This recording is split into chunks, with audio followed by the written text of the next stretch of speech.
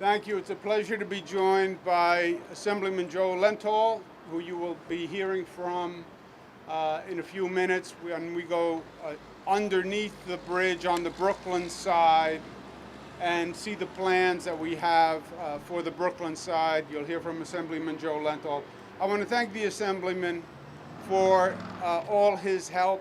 Part of completing a big project like this is working with the local community, because while everyone understands eventually it's going to be a positive, there's a long time during construction, and a lot of work has to be done with the local community to make sure that everyone is pleased with the process, and Assemblyman Lentol has been so instrumental all through it. So I want to thank him very much.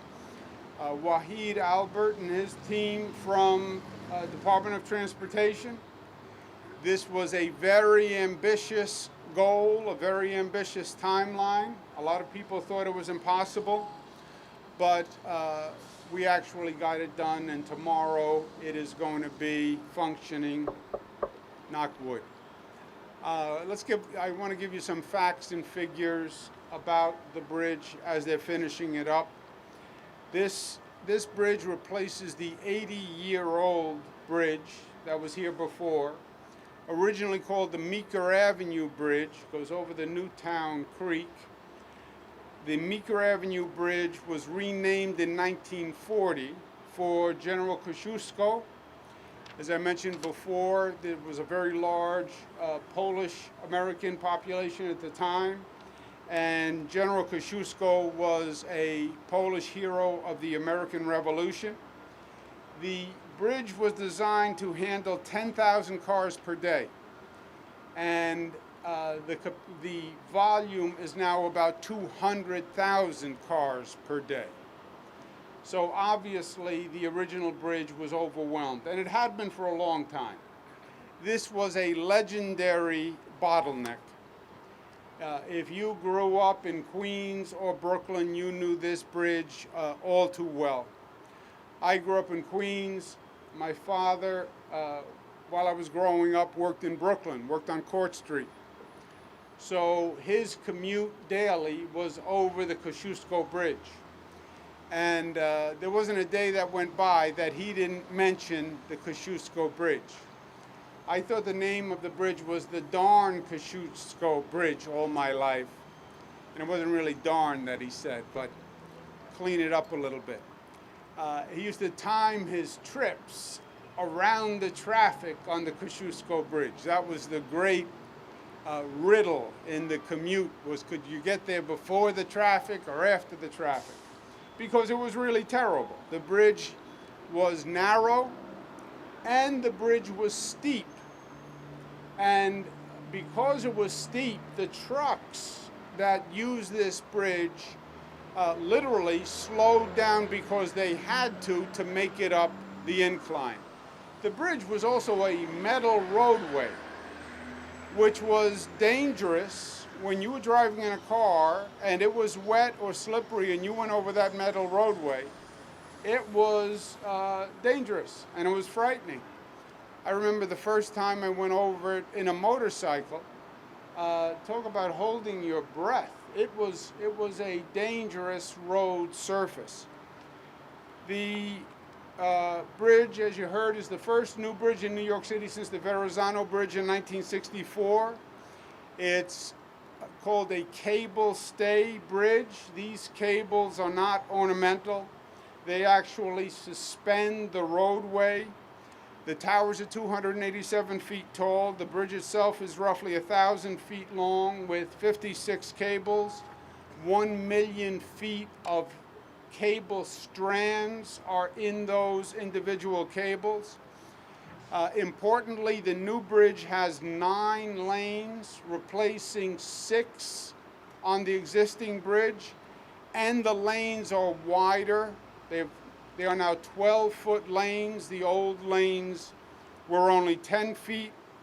There'll be 5 lanes Queens bound, 4 lanes will be Brooklyn bound. The bridge is 35 feet lower than the old bridge, and that's what has reduced the incline. The grade has gone from a 4% incline down to a 2% incline. And the bridge has breakdown shoulders, so if a car breaks down, you can get it over to the shoulder. On the old bridge, a car broke down, a truck broke down, there was no place to move it, and it backed up traffic. It's estimated that this bridge will reduce traffic delays by 65%. And for people who use this bridge, that is a very big deal. I used it for many, many years.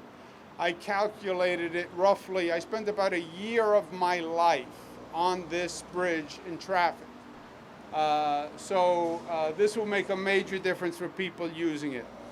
It's a 100-year lifespan bridge. This bridge will outlast all of us. It was built using special materials to make it 100 years. Special concrete, stainless steel reinforcements in the deck to protect it from rust. We didn't just do a bridge project. The bridge project is coupled with improvements on the Queens side and on the Brooklyn side. And as I mentioned before, the Assemblyman is going to speak to what we did on the Brooklyn side. We wanted to say to the community, we understand that you're dealing with some annoyance and noise and frustration and trucks and traffic for the 4 or 5 years that it'll take to build the bridge. But there will be additional community benefits also. The main community benefit is this beautiful structure. But we are also building parks and open space, as you will see. The bridge was supposed to take until 2023 to build. That was the original plan. And we went back and we revisited all the assumptions on the original plan and literally came up with a new way to build the bridge, which is change the governmental process to what we call design build, where the government didn't design the bridge. We left it to the private sector to design and build it. We then used the private sector competition and we made the timing part of the competition. And that allowed us to save actually 4 years on the process. The bridge was built in 2 phases because you had to continue the traffic moving, which was one of the great challenges. And that we did. The phase that was open replaced the old bridge with the same number of lanes that the old bridge had, so there was no traffic delay. And once this opens, it'll be greatly expanded. The contract was awarded in 2017. The first span opened April 2017, and tomorrow we open the full bridge. And for anyone who knows, this bridge project is not in isolation. This is part of our overall Rebuilding New York program, where this state is doing more construction and reconstruction than any state in the United States. We have the most ambitious construction program. New LaGuardia Airport, new JFK Airport, new Javits Center, new Penn Farley, new Mario Cuomo Bridge, new second and third track on the Long Island Railroad. So it's an essential component of a much larger transportation and construction plan that we have going on, all pieces leading one to the other. With that, let me turn it over to Wahid, who will give you some more details, and then you'll hear from the Assemblyman when we go down below on the Brooklyn side. Thank you. Thank you, Governor.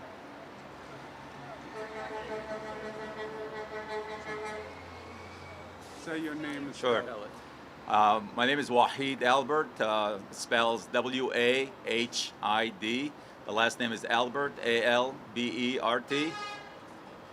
So thank you all for joining us here today to do this incredible feat of engineering. And thank you, Governor Cuomo, for your vision and leadership, which has been instrumental in transforming not only the Kosciuszko Bridge, but the entire state infrastructure. As the governor mentioned, this is the first new major bridge opened in New York City since the Verrazano Bridge in 1964. I was 3. The contract for the Queensbound span awarded in May 2014 was the largest single contract in New York State Department of Transportation history. Construction of the Brooklyn-bound span began November of 2017, and I think I could speak for everyone when I say we could not be more pleased to join the governor for the grand opening tomorrow. The new bridge would vastly improve travel speed, reduce traffic congestion, and make the BQE safer. I can say definitely that the bridge would not have been completed on budget and 4 years ahead of schedule without the support and determination of this governor. The new Kosciuszko Bridge will be open to traffic before 5 a.m. on Thursday morning, and tomorrow evening you will be able to see the special preview of the lights and other aspects of the bridge set to music. Again, thank you, Governor. Your vision has truly made New York a national leader in 21st century infrastructure. Thank you Thanks. very much. Thank you.